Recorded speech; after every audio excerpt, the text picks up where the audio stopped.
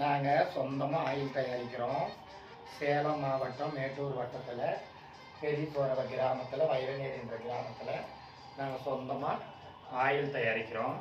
நாங்களும் தான் திருநங்கைங்க. எங்களுடைய முடி நாங்கள் சீவி காட்டுறோம். சில பேர் உங்களுக்கு வளருதா இல்லைன்னு கேட்குறாங்க.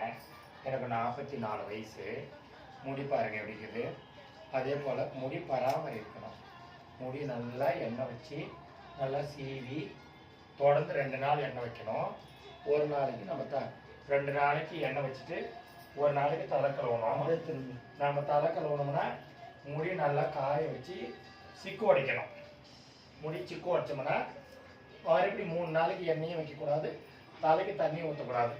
வாரத்தில் 2 வாட்டி மட்டும்தான் தலை கழுவணும். அது நம்ம டெய்லி தலை கழுவணும்னா முடி கொட்டிடும். சரியா?